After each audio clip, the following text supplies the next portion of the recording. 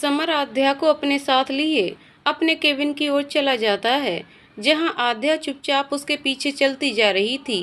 Cabin में जाकर summer उसे अनबय की एक फाइल देता है, जिसमें उसकी पसंद नापसंद और उसे काम करने का पूरा शेड्यूल होता है। इसे अच्छे से पढ़ लो, तुम्हें इसी के अनुसार काम करना है और काम होने के बाद तुम अनबय के पास नहीं रुकोगी। उसे उसकी शांति बहुत पसंद है, बाकी काम तुम्हें रोमिल समझा देगा। रोमिल की तरफ देखकर, और तुम डराना मत इन्हें। आध्या की तरफ देखकर समर एक मुस्कान बिखेरता है, फिर वो रोमिल के साथ बाहर चली जाती है। रोमिल और आध्या के जाने के बाद समर किसी को फोन करता है और मीटिंग के बारे में पूछकर फोन रख देता है। रोमिल आध्या को अपने पीछे आने के लिए बोलकर सीढ़ियों से होते हुए ऊपर जाता है, जहां अनबय अपने गाने की रिहर्सल कर रहा था। रोमिल धीरे से गेट खोलकर अंदर जाता है, उसके पीछे आध्या भी जाती है। अनबय होठों पर मुस्कान लिए गाना गाता है। गाने के बोल पूरे करते हुए अनबय की नज़र आध्या पर पड़ती है, जिसने सफ़ेद रंग का अनारकली सूट पहन रखा था, जिस पर गुलाबी दुपट्टा, लंबे बालों की चोटी, जिसमें से कुछ बाल निकलकर उसके चेहरे पर आ रहे थे। अनबय की नज़र उस पर ठहर सी गई, इस कदर कि वो अपने गाने के बोल भी भूल गया। रोमिल उसके पास जाकर उसे आध्या के बारे में बताता है और उसे समर के जाने के बारे में भी बताता है। क्योंकि अनबय अपने रिहर्सल में व्यस्त था, इसलिए समर उससे बिना मिले ही मीटिंग के लिए निकल गया था। अनबय रूखी सी नज़र रोमिल पर डालता है और बिना कुछ कहे फिर से अपने रिहर्सल करने लगता है। अनबय के ऐसे रुके व्यवहार से आध्या को थोड़ा अजीब तो लगता है, लेकिन फिर अपना सिर झटक कर वो वहीं फाइल पढ़ने लगती है जो उसे समर ने दिया था, जिसमें अनबय की दवाइयों पर हाईलाइट किया गया था, जिसका मतलब साफ था कि कोई भी दवा मिस नहीं होनी चाहिए। पूरी फाइल पढ़ने के बाद आध्या वहां से उठकर जाती है और थोड़ी देर बाद अनबय के लिए हार्ड कॉफ़ी बनाकर लाती है, पर अनबय के रूखे रवैये की वजह से उसे उसके सामने जाने में डर लग रहा था, लेकिन फिर भी जाना तो था। वो गहरी सांस लेकर सर आपकी कॉफ़ी। आध्या की आवाज़ सुनकर अनबय बिना कुछ बोले थोड़ी देर उसे देखता है, फिर उसके हाथ से कॉफ़ी ले लेता है, जिसे देखकर आध्या की रुकी हुई सांस चलने लगती है। लेकिन तभी वो आंखें बड़ी करके अनबय को देखने लगती है, क्योंकि अनबय कॉफ़ी का मग जमीन पर फेंक चुका था और ये देखकर आध्या को बहुत बुरा लगा था। उसकी बड़ी बड़ी हिरनी सी आंखों में आंसू भर चुके थे, लेकिन अनबय बिना किसी भाव के उसे देखे जा रहा था। आध्या को समझ नहीं आता है आखिर हुआ क्या। अनबय थोड़ी देर आध्या को देखता है, फिर वहां से चला जाता है। अनबय की हरकत से आध्या को बहुत बुरा लगा था। रोमिल उसके पास आकर, मैंने तो पहले ही कहा था। खैर, उसकी बातों से खुद को तकलीफ मत दो, वो ऐसा ही है, एक्सप्रेशन लेस है पर हार्टलेस नहीं है। पर उसे पसंद नहीं किसी का उसके आसपास आना। तुम उसका शेड्यूल देखकर उसके पास मैसेज कर दो, आगे वो खुद ही देख लेगा। ये लो उसका नंबर। आध्या रोमिल की तरफ देखती भी नहीं है और चुपचाप उसकी बात सुनकर वहां से चली जाती है। रोमिल कंफ्यूज सा उसे देखता है, फिर अपना सिर झटक कर वो भी अनबय के पास चला जाता है, जहां अनबय अपनी आंखें बंद किए चेयर पर बैठा था, पर उसकी आंखों के सामने दो काली बड़ी बड़ी आंसू से भरी आंखें दिखाई दे रही थीं, जिससे वो एक झटके से अपनी आंख खोल देता है। वो अपने केबिन से निकलकर वापस से रिहर्सल रूम में जाता है। आज काम का पहला दिन आध्या के लिए बहुत भारी और उबाऊ था। ऊपर से अनबय का अजीब व्यवहार उसे असमंजस में डाल रखा था। आध्या को काम की बहुत जरूरत थी, क्योंकि अर्धांश के जाने के बाद उसका सारा बिजनेस रोहन सिंघानिया ने धोखे से अपने नाम करवा लिया था। यही नहीं, उनका घर और अर्धांश की सारी प्रॉपर्टी भी, जिसकी वजह से रजत जी की तबीयत बहुत ज्यादा बिगड़ गई थी। लेकिन हद तो तब हो गई जब रोहन ने आध्या के साथ बदतमीजी करने की कोशिश की। रोहन ने रजत और रुक्मणी जी के सामने ये शर्त रखी थी, अगर उन्हें उनके इस बड़े से घर में रहना है तो घर का सारा काम उन्हें करना होगा और आध्या को उससे शादी करनी होगी। मजबूरी में उन्होंने वो घर छोड़ दिया, पर रोहन ने उन्हें वहाँ भी परेशान करने में कोई कमी नहीं छोड़ी, जिससे उन लोगों ने शहर ही छोड़ दिया। अब बड़ी मुश्किल से उसे ये नौकरी मिली थी जिसकी उसे जरूरत भी थी। यहाँ अलग ही कहानी नहीं थी जिसके लिए उसे जॉब करना था, वो इंसान ही अजीब है। अनबय पूरे दिन अपने रिहर्सल में व्यस्त रहा।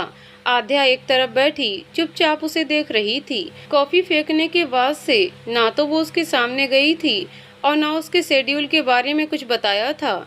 जब शाम के 5 बज गए तो अनबय अपनी रिहर्सल बंद करके आध्या की तरफ देखते हुए उसी की तरफ जाकर उसके सामने खड़ा हो जाता है। अनबय को यूं अपने सामने खड़ा देख आध्या हड़बड़ाकर खड़ी हो जाती है। अनबय एकटक आध्या को देख रहा था। उसका इस तरह देखना आध्या को थोड़ा अजीब लग रहा था और वो असहज भी हो रही थी, लेकिन अनबय हर बात से बेखबर सिर्फ आध्या को देख रहा था। उसकी आंखों में कुछ अलग से भाव थे। क्या ये आध्या को समझ नहीं आ रहा था, लेकिन अब उसे बेचैनी हो रही थी। वो बस किसी तरह से अनबय के सामने से चली जाना चाहती थी, लेकिन अनबय इस तरह खड़ा था कि आध्या उसके सामने से निकल नहीं सकती थी और अगर निकलने की कोशिश करती तो अनबय के सीने से लग जाती।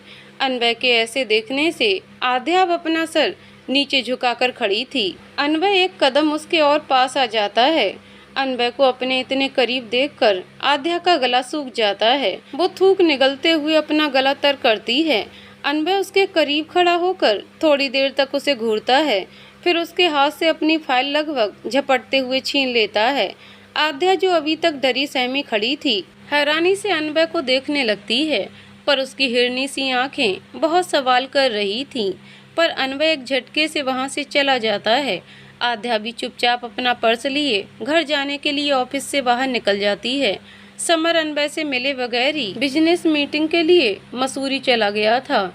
इस बिजनेस मीटिंग में देश के करीब सभी बड़े बिजनेसमैन आने वाले थे। अगर समर का प्रोजेक्ट वहां पर पसंद कर लिया जाता तो उनका भी बिजनेस काफ़ी आगे बढ़ जाता। हालांकि अनबय का बनाया गया प्रोजेक्ट किसी को पसंद ना आए, ऐसा हो नहीं सकता, लेकिन फिर भी समर को थोड़ी तैयारी करनी थी।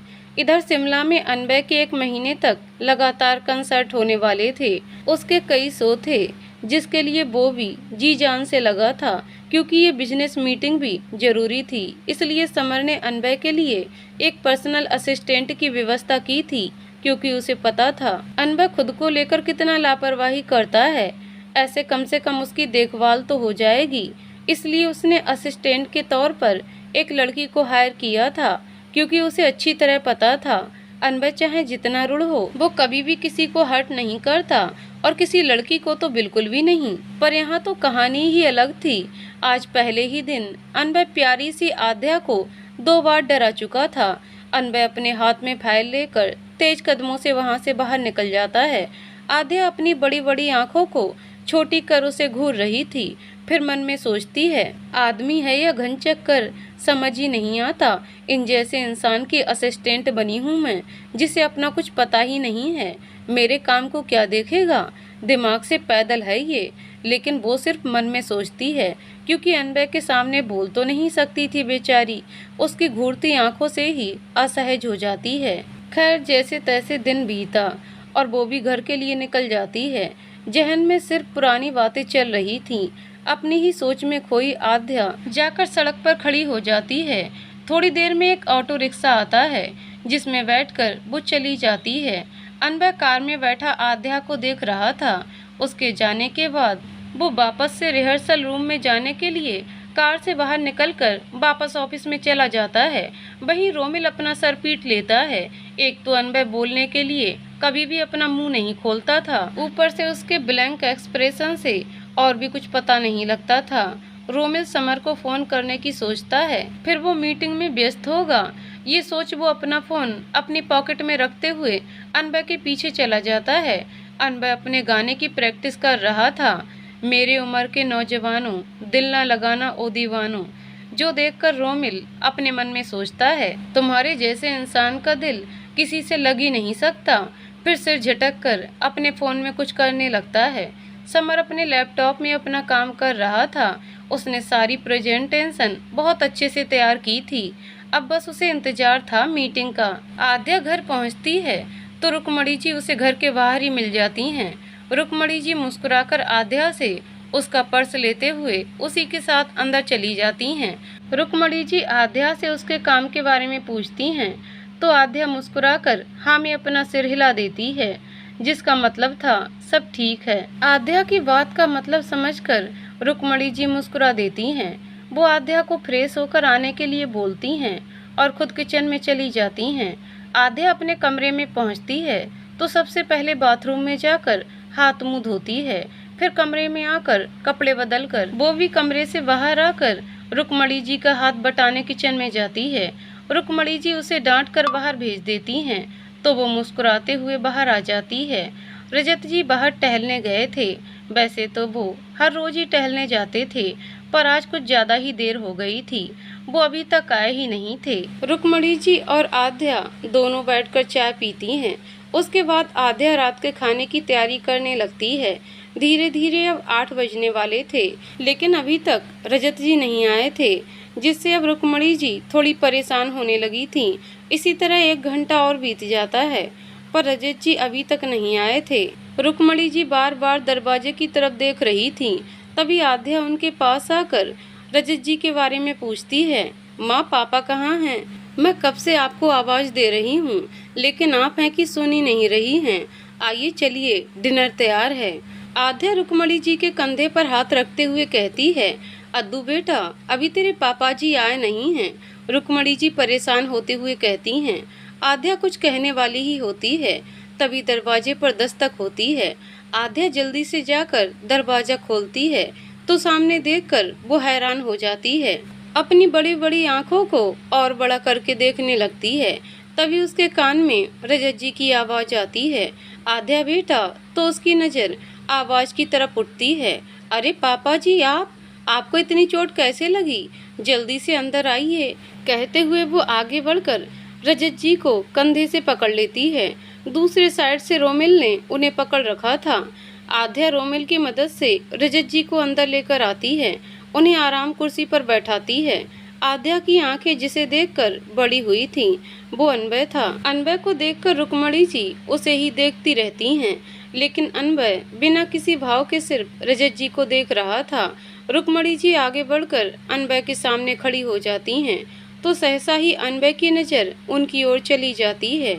सर, आप लोग मतलब पापा जी कहाँ मिले और उन्हें चोट कैसे लगी? आध्या रोमिल से कहती है, वो हमारी कार से ही इनका एक्सीडेंट हो गया था, तो हम इन्हें हॉस्पिटल लेकर गए थे। फिर अंकल से ही एड्रेस पूछकर इन्हें यहाँ लेकर आए हैं, रोमिल कहता है। इसके पहले ही आध्या कुछ कहती, रजत जी बोल उठे, अद्दू बेटा, इसमें इनकी कोई गलती नहीं है। मैं टहलने गया था और अचानक ही मुझे चक्कर आने लगा, जिसकी वजह से मैं अचानक ही इनकी कार के सामने आ गया। इन्होंने जानबूझकर कुछ नहीं किया और मुझे ज़्यादा चोट नहीं आई है, सिर्फ सिर पर थोड़ी चोट लगी है। फिर भी ये बच्चे माने ही नहीं और मुझे यहाँ लेकर आ गए। रजत जी कहते हैं, आपका बहुत बहुत धन्यवाद सर, आपने पापा जी की हेल्प की, उसके लिए। आप लोग बैठिए, मैं आप लोगों के लिए पानी लेकर आती हूँ। कहते हुए आध्या वहाँ से किचन की ओर बढ़ने लगती है। तभी अनवय की आवाज़ से उसके कदम रुक जाते हैं। रोमिल, मैं बाहर इंतजार कर रहा हूँ, जल्दी आना, अनवय बिना किसी भाव के कहता है।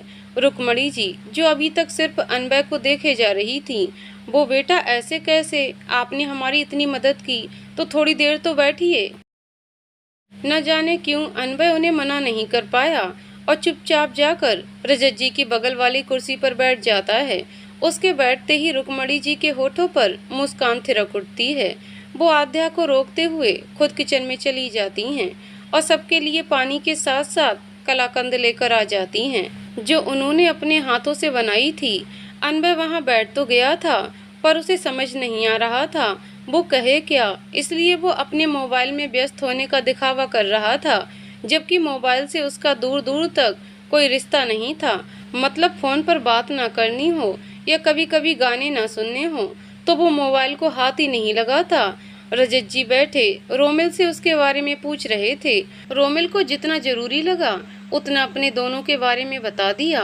तब तक रुक्मणी जी सबके सामने कलाकंद से भरी प्लेट रख देती हैं और अनवय की अलग प्लेट लगाकर उसमें 3-4 पीस कलाकंद के रखकर उसकी तरफ बढ़ा देती हैं, जिसे देखकर अनवय के साथ साथ बाकी सब भी हैरानी से उन्हें देखते हैं। सबको इस तरह देखता पाकर रुक्मणी जी कुछ नहीं कहती, बल्कि अनवय को आंखों के इशारे से खाने के लिए कहती हैं। तो अनवय चुपचाप उनके हाथ से प्लेट लेकर खाने लगता है और देखते देखते वो पूरी प्लेट खाली कर देता है। वहीं आध्या अपनी आंखों को छोटा करके अनबय को घूर रही थी, लेकिन अनबय दुनिया जहां भुलाकर कलाकंद खाने में व्यस्त था। अनबय हर बात से बेखबर मिठाई खाने में व्यस्त था। आध्या अपनी आंखों को छोटा करके उसे घूर रही थी।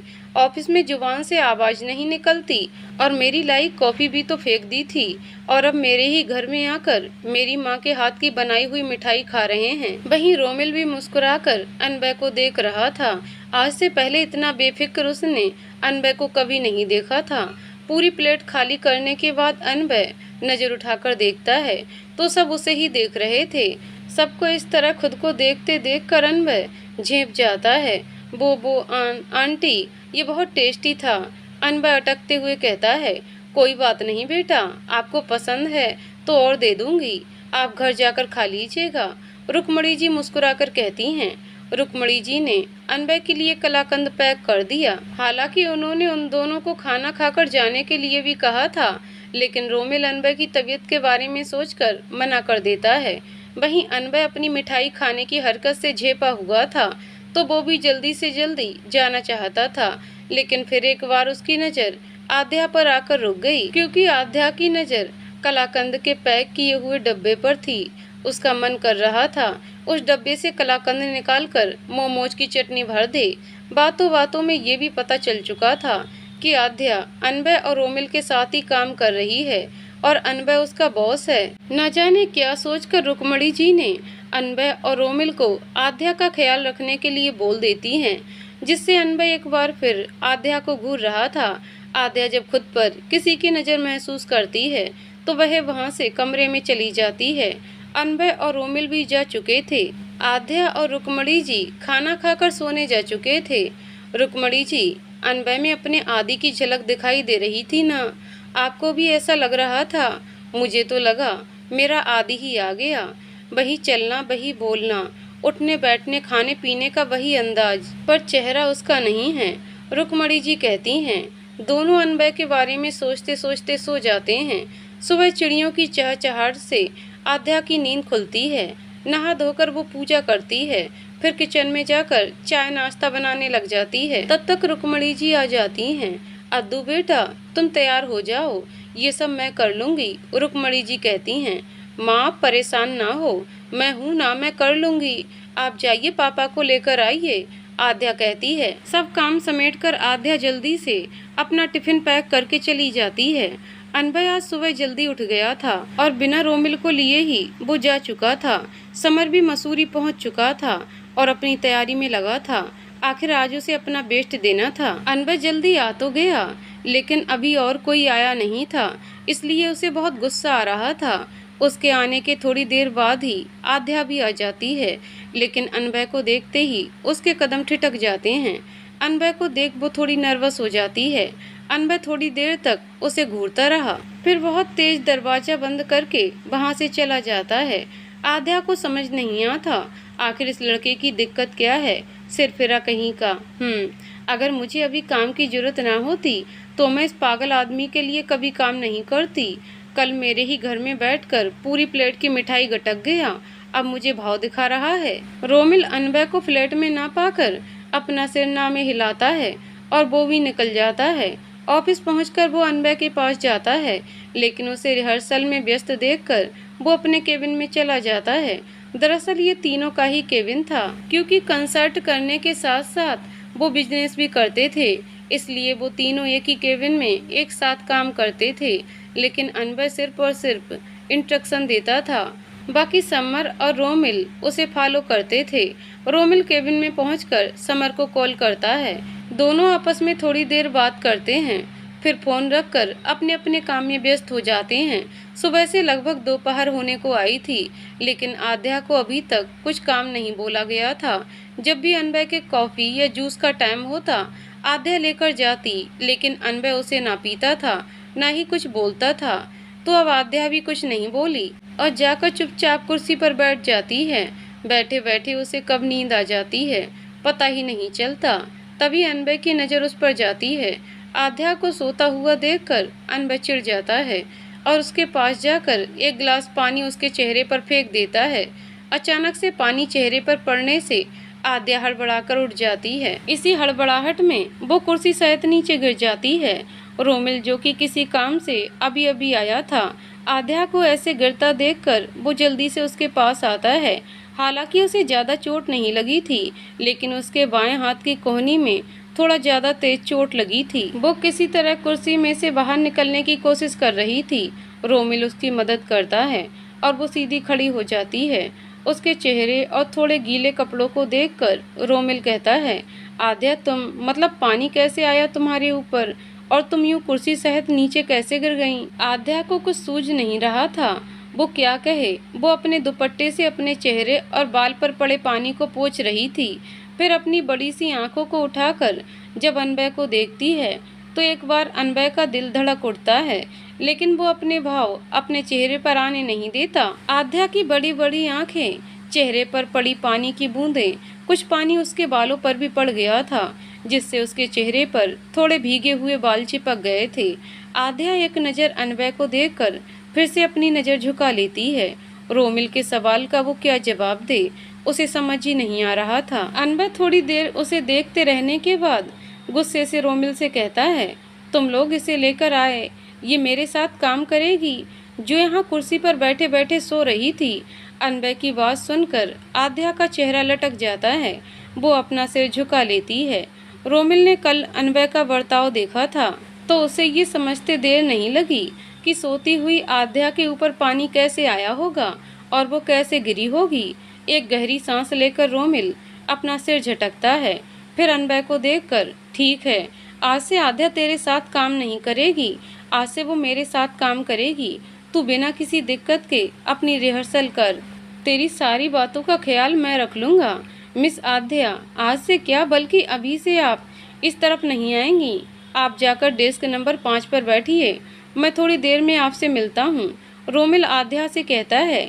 रोमिल की बात सुनकर आद्या चुपचाप वहाँ से चली जाती है, अनबय को कोसते हुए। जंगली बंदर, सुबह 4 बार कॉफ़ी, 3 बार जूस और दवाइयाँ दी थी इसे, लेकिन इसने एक बार भी कुछ नहीं लिया। मुंह में दही जमाए जाने कैसे गाने गाता है। अब ऐसे उबाऊ इंसान को देखकर नींद किसे नहीं आएगी। मुझे भी आ गई नींद और सो गई मैं। और जब कोई काम ही नहीं था तो करती क्या। और चलो, मुझसे दिक्कत है तो बता देना। ऐसे घूरता है जैसे मुझे आंखों से ही भस्म करेगा। तेरी दिक्कत क्या है अनबय? मैंने कल ही तेरा बर्ताव देखा था उसके साथ। तुझे उससे परेशानी है ना, तो अब नहीं आएगी वो तेरे आसपास। अब तू जूस पी ले और अपना नाश्ता करके दवा ले, क्योंकि मुझे पता है तूने सुबह से कुछ खाया पिया नहीं होगा, तो दवा लेने का तो चांस ही नहीं है। पर अब तुझे इन सब चीज़ों का ख्याल खुद ही रखना होगा। समर यहाँ नहीं है, मुझे भी काम है, इसलिए ही हमने आद्या को तेरी असिस्टेंट के रूप में अपॉइंट किया था। पर तू पता नहीं उससे इतना चिढ़ता क्यों है। खैर, तू अपना काम कर, मैं चलता हूँ। इतना बोलकर रोमिल वहाँ से चला जाता है। अनबय अपने गुस्से को काबू में करने के लिए अपनी हथेली की मुट्ठी बनाकर उसे दीवार पर मार देता है, जिससे उसे चोट भी लग जाती है। लेकिन वो बिना ध्यान दिए फिर से रिहर्सल करने लगता है। आद्या जाकर चुपचाप बैठ जाती है। उसके थोड़ी देर बाद रोमिल उसके पास आता है। क्योंकि उनका बिजनेस अभी बहुत ज़्यादा चला नहीं था, इसलिए उनके साथ में काम करने वाले कुछ 50 लोगों का ग्रुप था। उनकी एक छोटी सी इवेंट कंपनी थी जो छोटे छोटे अरेंजमेंट देखती थी, लेकिन उसके साथ ही अपने शो के भी सभी अरेंजमेंट ये खुद ही देखते थे। पर इनकी इवेंट कंपनी के बारे में अभी ज़्यादा लोगों को पता नहीं था। आद्या भी रोमिल के पीछे आ गई। आज उन्हें किसी की बर्थडे पार्टी के लिए तैयारी करनी थी, जिसके लिए उन्हें होटल डायमंड, काल्पनिक नाम, जाना था। रोमिल आद्या को भी अपने साथ जाने के लिए कहता है। फिर वो अपने साथ काम करने वाले कुछ 10 मेंबर को और लेता है और सभी होटल के लिए निकल जाते हैं। लगभग 3-4 घंटे में बहुत ही सुंदर सजावट, सारा अरेंजमेंट हो चुका था। रोमिल को भी इस बात का अंदाज़ा नहीं था कि इतनी जल्दी काम हो जाएगा, और ये सारा काम इतनी जल्दी आद्या की वजह से हो पाया था। आद्या के काम करने और सजावट के तरीकों से रोमिल काफ़ी प्रभावित हुआ था। उसने तुरंत वहाँ की फ़ोटो समर और अनबय को भेज दी। समर मीटिंग में होने के कारण रोमिल का मैसेज नहीं देख पाया, लेकिन अनबय का मैसेज देखकर रोमिल खुश हो गया। अनबय ने तारीफ की थी, जिससे रोमिल भी संतुष्ट हो चुका था। रोमिल के साथ साथ बाकी के ग्रुप मेंबर भी आध्या की बहुत तारीफ करते हैं और आध्या वो सिर्फ मुस्कुराकर रह जाती है। लेकिन काम करके उसे भी अच्छा लग रहा था, क्योंकि इनका काम सिर्फ डेकोरेशन का था। तो डेकोरेशन के बाद सभी लोग चले जाते हैं। समर की भी मीटिंग बहुत अच्छी जाती है, जिसमें उसका प्रोजेक्ट बहुत पसंद किया जाता है और हेमराज ग्रुप उसके प्रोजेक्ट में इन्वेस्ट करने के लिए भी तैयार हो जाता है।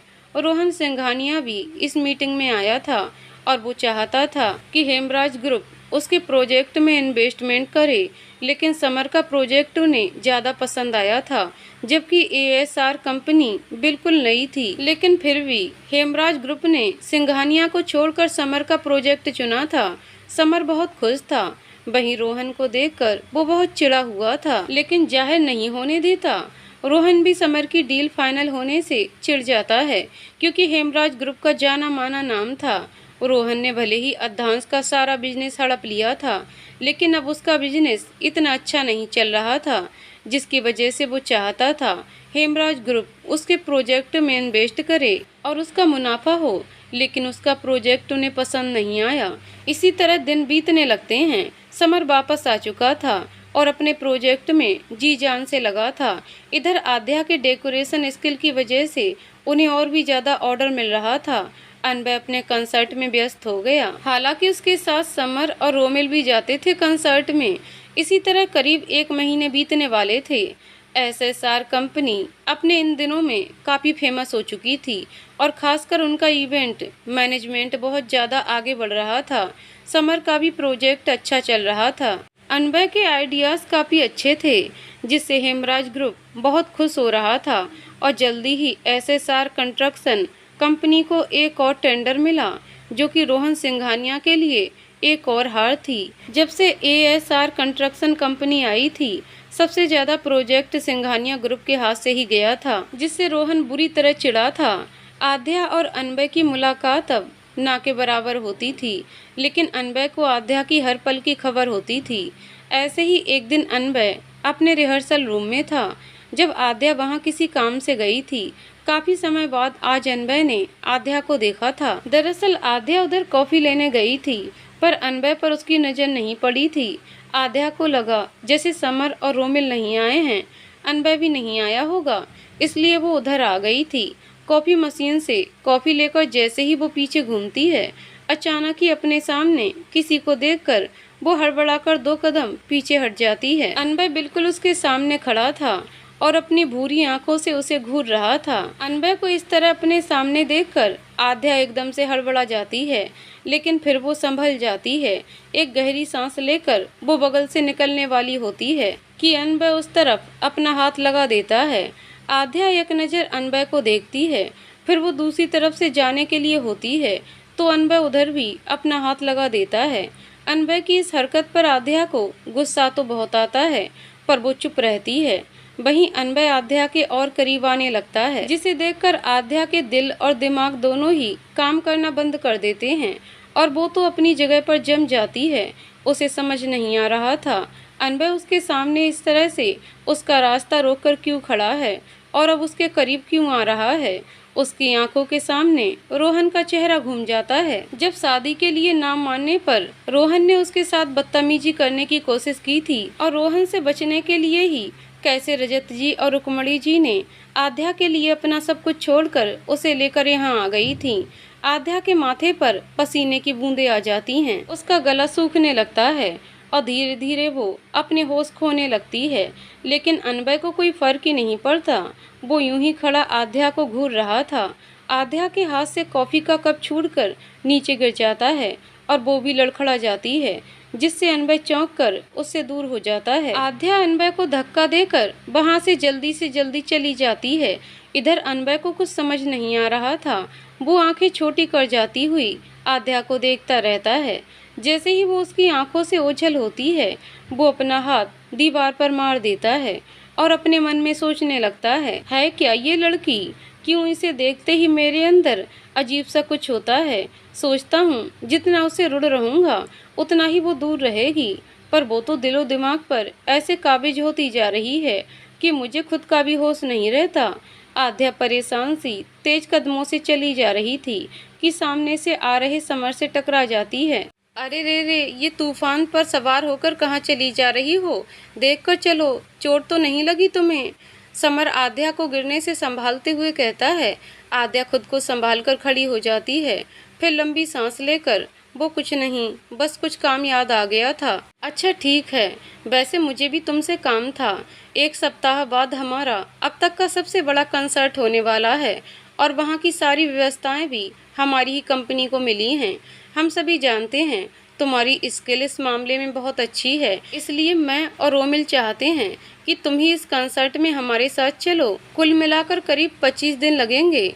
आद्या कुछ कहने वाली होती है, तभी समर फिर से कहता है, आद्या 1 मिनट, पहले मेरी पूरी बात सुन लो, फिर सोच समझकर अच्छे से जवाब देना। देखो, ये कंसर्ट हमारे लिए बहुत ज़रूरी है।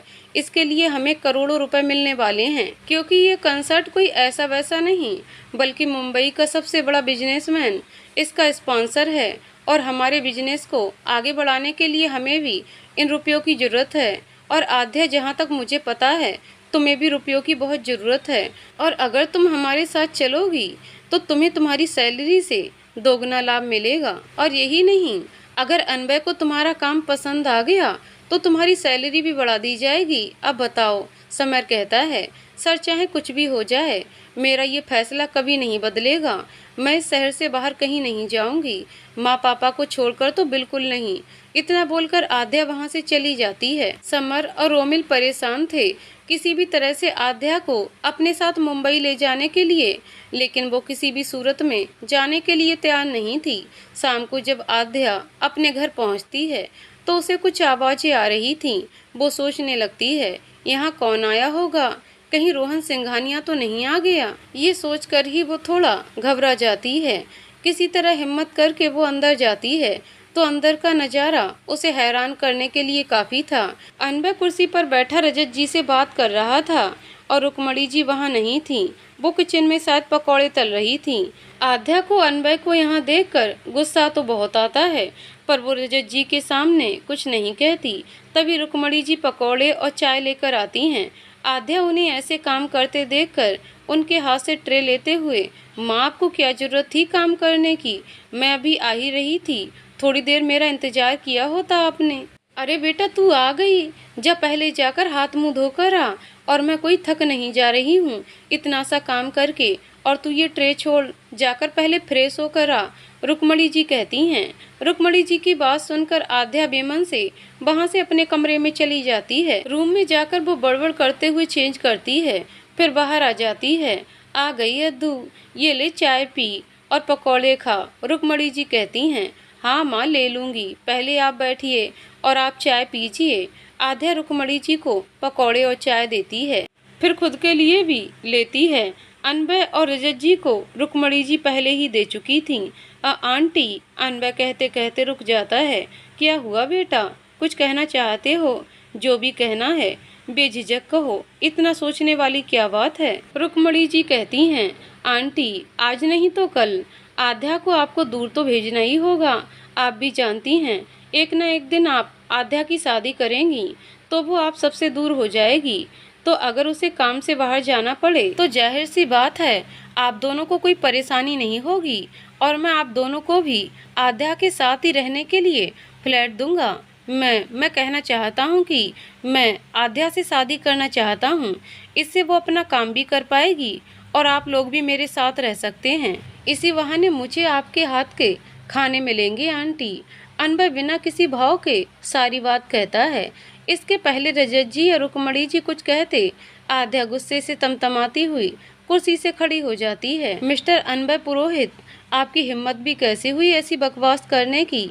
ऑफिस में आपकी बदतमीजी बर्दाश्त करती हूँ क्योंकि वो मेरी मजबूरी है, मुझे काम की ज़रूरत है, इसलिए आप चाहे जैसे भी बर्ताव करें, मैं चुप रहती हूँ। इसका ये मतलब बिल्कुल नहीं है कि मैं जवाब नहीं दे सकती। और क्या कहा आपने? मेरी शादी करनी होगी?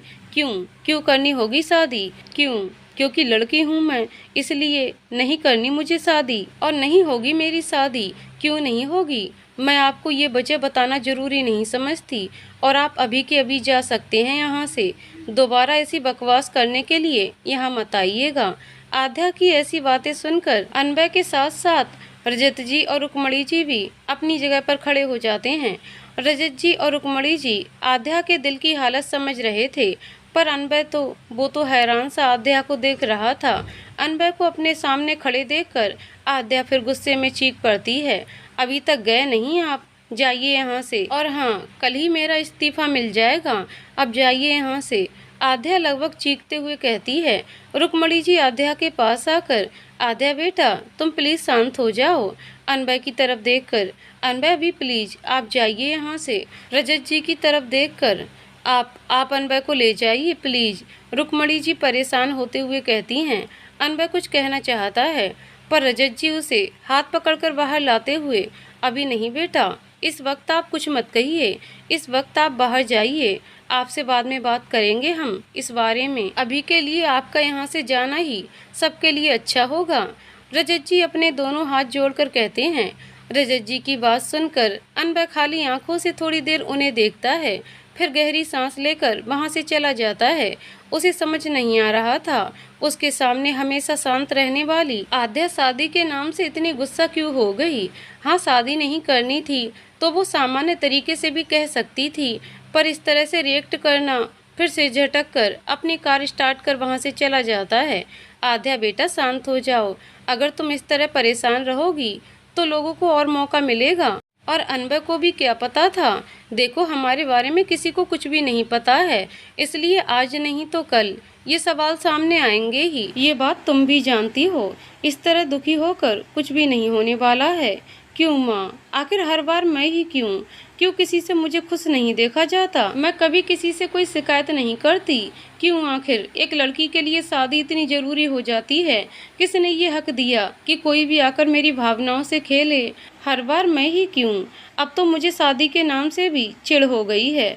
आज तक बिना किसी शिकायत के ऊपर वाले के सामने माथा टेका है, पर उन्हें भी मुझे तकलीफ देने में कोई गुरेज नहीं होता। बचपन में ही माँ बाप को खो दिया, एक दादाजी के सहारे को पाकर भी मैं खुश थी, कभी कोई शिकायत नहीं की। फिर सीबू मिला, मुझे न जाने कितने सपने दिखाए, जिसके साथ धीरे धीरे मेरे जज्बात जुड़ रहे थे। तलखी से मुस्कुराते हुए उसने शादी की रात मंडप में छोड़ दिया। फिर जिसके बारे में कुछ पता नहीं था उससे मेरा रिश्ता जोड़ दिया गया। उसके एहसास तो दूर, अभी भी उसकी सूरत भी नहीं देख पाई थी कि वो मुझे ही नहीं दुनिया को भी छोड़ गया। दादाजी जो कहते थे वो मुझे बहुत प्यार करते हैं, उन्हें मुझसे ज़्यादा अर्धांश प्यारे थे। उनके जाने के बाद वो भी मुझे छोड़कर चले गए, फिर भी मैं चुप थी ना माँ, मैंने कभी उनसे शिकायत नहीं की। फिर रोहन जैसा राक्षस हमारी दुनिया में आया और हमसे सब कुछ छीन ले गया। फिर मेरे साथ आप दोनों थे, और आज ये इतना बड़ा आदमी जिसके पास लड़कियों की लाइन लगी रहती है, वो भी यहाँ आकर मुझे आप लोगों से दूर करना चाहता है। रोहन भी यही करना चाहता था। सबके सब एक जैसे होते हैं, मतलबी, सब मतलबी हैं इस दुनिया में। इतना बोलकर आध्या रोते हुए अपने कमरे में चली जाती है। आध्या की बात सुनकर रजत जी और रुक्मणी जी की आंखें नम हो चुकी थीं। सच तो था, अर्धांश और अपने दादाजी के जाने के बाद भी आध्या ने कभी कोई शिकायत नहीं की, न ही रजत जी और रुक्मणी जी से कभी इस बारे में कुछ भी नहीं कहा। एक तरह से आध्या की आज जो हालत थी उन्हीं की वजह से थी। शिबू के जाने के बाद अर्धांश से शादी का फैसला भी इन्हीं लोगों का था, और अब अर्धांश भी इस दुनिया में नहीं है। पता नहीं क्या होगा आगे। रजत जी और रुक्मणी जी एक दूसरे के लिए थे, एक दूसरे से बात करके वो अपना दर्द बांट लेते थे, पर आध्या वो तो अपना दर्द कभी भी नहीं कहती थी कि कहीं उन्हें तकलीफ ना हो। फिर वो घटिया रोहन, आज शायद अनबय के इस तरह से शादी की बात करने से आध्या को रोहन की कई बातें याद आई होंगी, जिससे वो इतनी दुखी हो गई। आध्या अपने कमरे में बंद थी, रात में खाना भी किसी ने नहीं खाया, सबके सब यूं ही परेशान थे। आध्या अपने कमरे में रोते हुए कब सो गई उसे पता ही नहीं चला। अनबय वापस अपने कमरे पर आ गया था, जहां समर और रोमिल उसी का इंतजार कर रहे थे। अगले सप्ताह उन्हें यहाँ से मुंबई के लिए निकलना था, लेकिन आध्या उनके साथ जाने के लिए तैयार ही नहीं थी। लेकिन अनबय के लिए परेशानी ये नहीं थी, बल्कि वो तो आध्या के कल के रिएक्शन के लिए परेशान था। हालांकि उसे किसी के कुछ सोचने से खास फर्क नहीं पड़ता था, पर वो आध्या के लिए परेशान था। अगर कल उसने सचमुच रिजाइन कर दिया तो नहीं, मैं ऐसा नहीं होने दूंगा, बिल्कुल भी नहीं। यही सब सोचते हुए वो भी सो जाता है। अनबय को इतना शांत देखकर समर और रोमिल को कुछ समझ नहीं आता। वो भी अपने कमरे में सोने चले जाते हैं। आध्या जल्दी जल्दी तैयार होकर ऑफिस पहुंचती है तो वहां कोई नहीं था। किसी को भी वहां ना पाकर आध्या परेशान सी हो जाती है। फिर कुछ सोचकर अपने पर्स से एक लिफाफा निकालकर गेट के सामने रखकर वो जैसे ही जाने के लिए मुड़ती है, उसी समय कोई उसकी कलाई पकड़ लेता है। आध्या झटके से अपनी कलाई छुड़ाना चाहती है पर वो छुड़ा नहीं पाती। तो वो पीछे मुड़कर देखती है तो उसके सामने अनबय का चेहरा होता है। आध्या आज डार्क ग्रीन कलर के सूट में थी।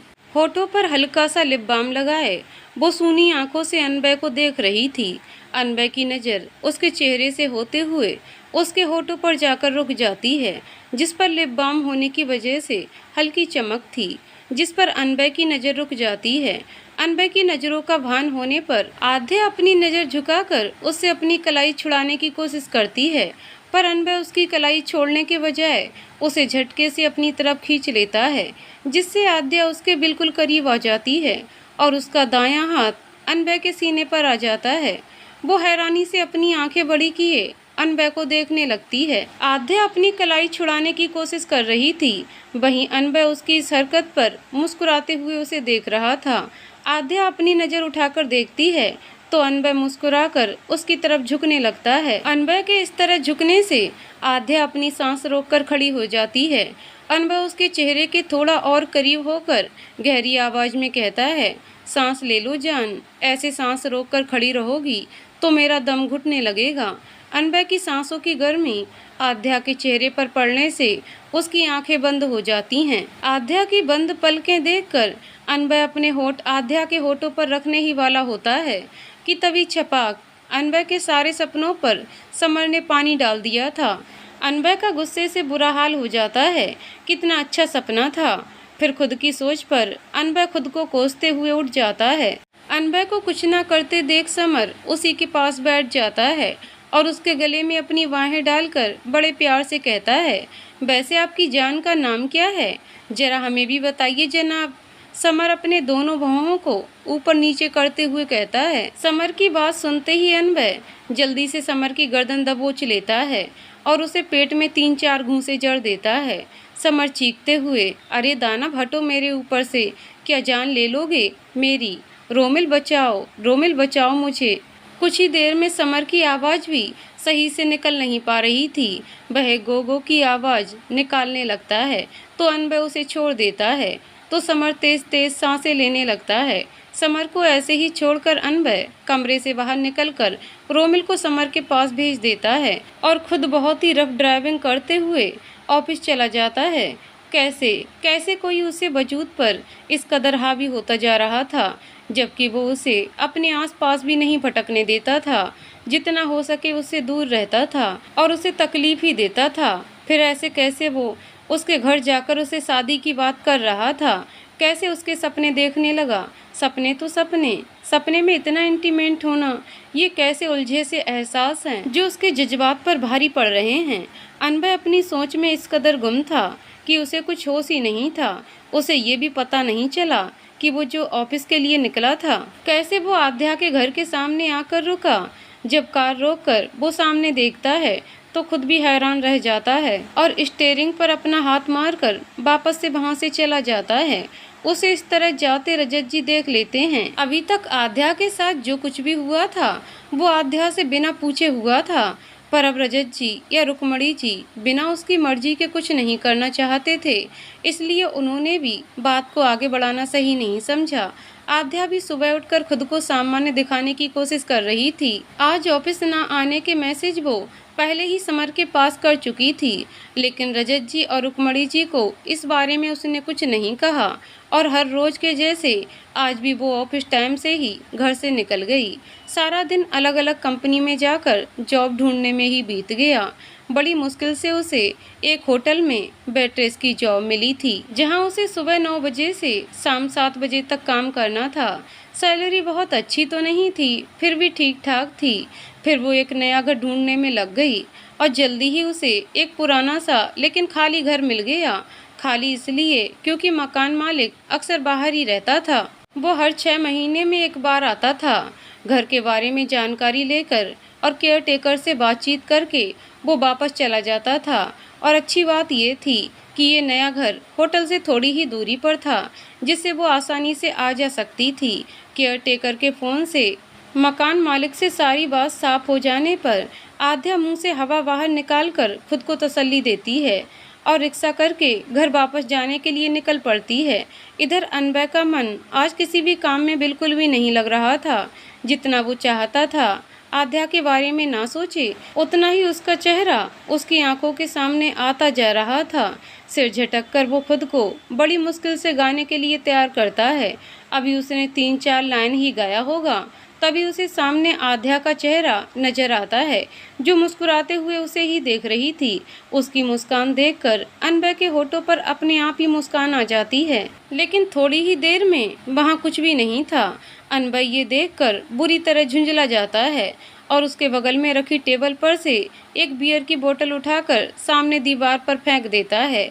अपने हाथ में पकड़ा गिटार भी जमीन पर जोर से पटक कर तेज कदमों के साथ रिहर्सल रूम से बाहर निकल जाता है। अनबय अक्सर ही अजीब बर्ताव करता था, पर आज कुछ अलग था। सुबह से ही वो थोड़ा परेशान सा था, जो समर और रोमिल को समझ नहीं आ रहा था। ऊपर से जब उसे पता चला आज आध्या ऑफिस नहीं आई, तो उसे और भी ज़्यादा गुस्सा आने लगा था। आखिर क्या करे वो, खुद अनबय को भी समझ नहीं आ रहा था। तो बस निकल पड़ा शिमला की सड़कों पर। शायद कोई हवा का ठंडा झोंका उसके दिल की जलन मिटा पाए, उसकी बेचैनी मिटा पाए। यूं ही बिना वजह भटकते हुए वो न जाने कब तक कार चलाता रहा।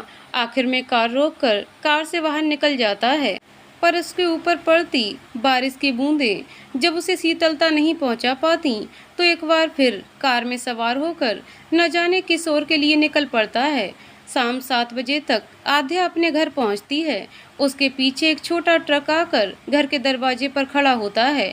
दरवाजा खोलने पर घर के बाहर ट्रक देखकर प्रजत जी सवालिया नजरों से आध्या को देखते हैं, तो आध्या बिना उनकी तरफ देखे ही आगे बढ़ते हुए कहती है, पापा हमारे इस घर में ज़्यादा सामान तो है नहीं, इसलिए पैकिंग करने में समय नहीं लगेगा।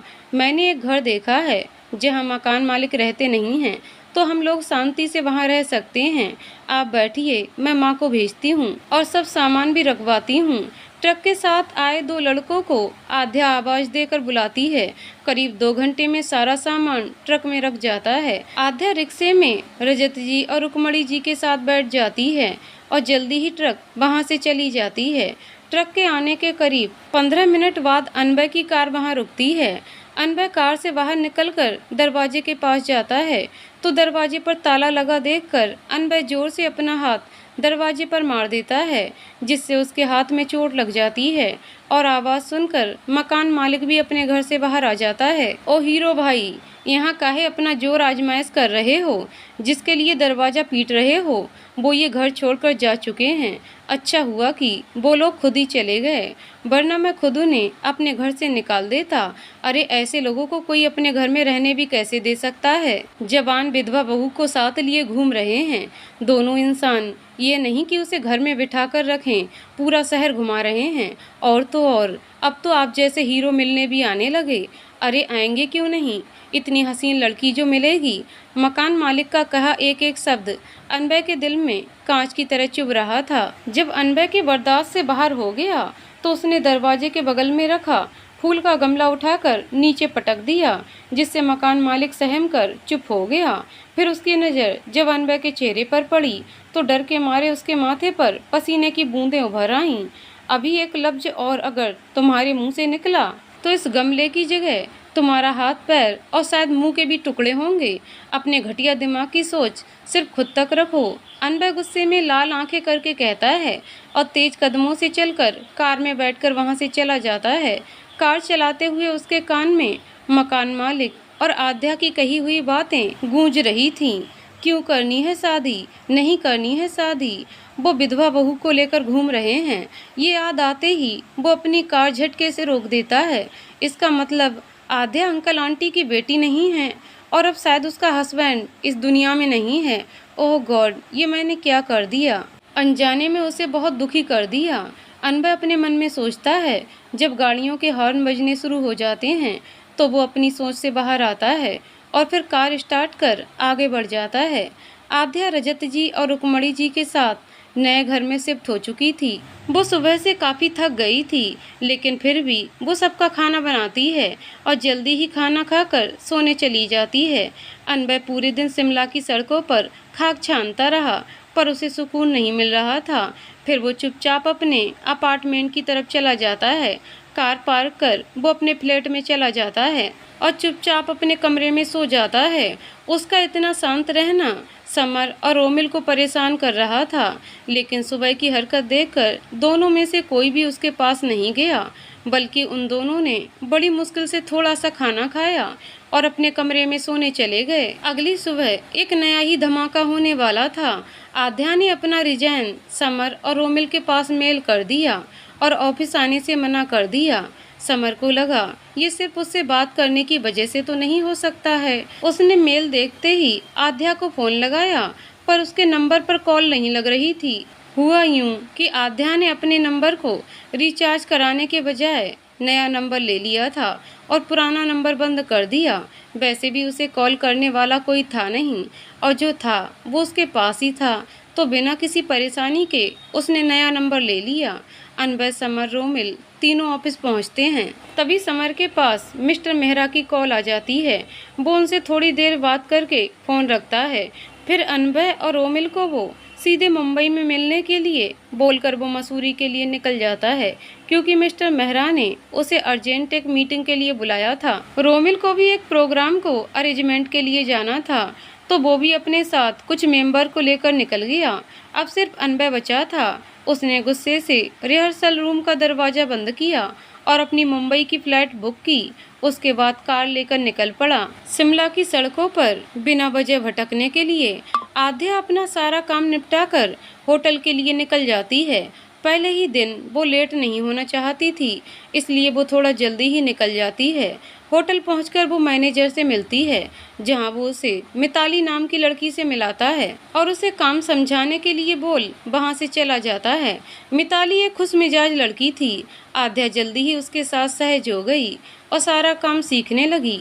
आज पहला दिन था, तो मिताली ने उसे किसी टेबल पर ऑर्डर लेने नहीं भेजा, सिर्फ उसे देखने के लिए बोल वो अपना काम करने लगी। आध्या भी उसकी बात मान सिर्फ सभी को काम करता देख रही थी। सुबह के समय वैसे भी भीड़ कम होती है, तो ज़्यादा ग्राहक भी नहीं आए थे, तो मिताली भी आराम से काम कर रही थी और आध्या उसे काम करता हुआ देख रही थी।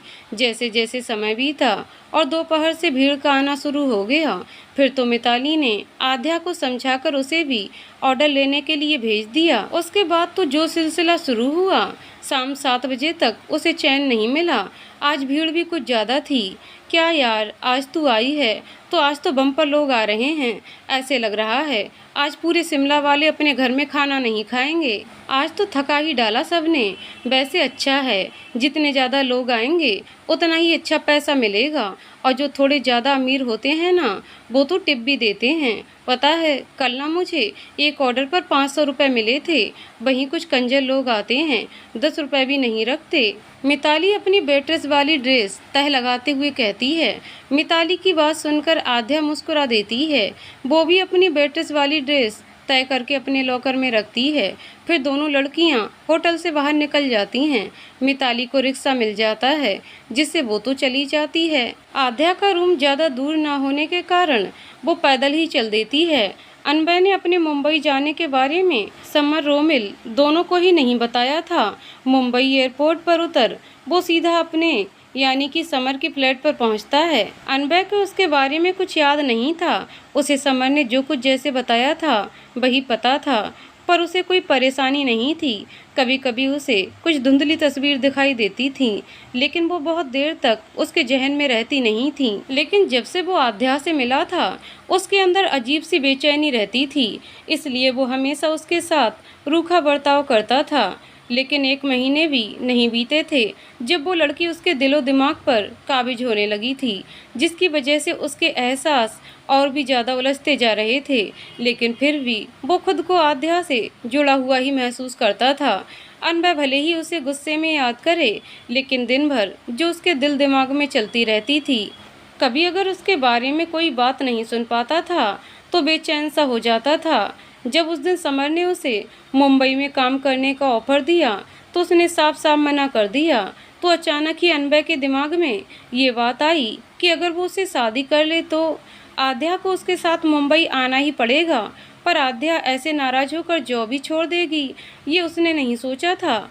अनबे ने सोचा अब वो मुंबई आ गया है तो अब उसे आध्या की याद नहीं आएगी और अब वो आराम से अपने कंसर्ट और रिहर्सल पर ध्यान दे पाएगा। थोड़ी देर वो अपने कमरे में आराम किया, फिर अपने काम में व्यस्त हो गया। आध्या जब घर पहुंचती है तो रुक्मणी जी उससे मुस्कुराकर मिलती हैं। जवाब में वो भी मुस्कुरा देती है, फिर चुपचाप अपने कमरे में चली जाती है। कल से आज तक में बहुत कुछ बदल गया था। कहाँ वो बेचारी एक अच्छे खासे नौकरी की तलाश में थी, लेकिन अब उसे वेट्रेस की जॉब करनी पड़ रही थी। पर जिंदगी की हर छोटी से छोटी ज़रूरतों के लिए पैसों की ज़रूरत तो होती ही है और पैसे के लिए कोई ना कोई नौकरी तो करनी ही पड़ेगी, क्योंकि उसके साथ साथ माँ पापा की भी देखभाल की ज़रूरत थी, खास करके रजत जी की। ऐसे तो उसके पति का खुद का इतना बड़ा बिजनेस था कि वो अपने पूरे परिवार का अच्छे से देखभाल कर सकती थी, लेकिन उस रोहन सिंघानिया ने न जाने कैसे उसे हड़प लिया, शायद नकली दस्तावेज बनाकर, क्योंकि अर्धांश यूं ही तो अपना बिजनेस किसी को दे नहीं देगा। पर अब दिक्कत ये थी कि आध्या वापस वहां जा नहीं सकती थी।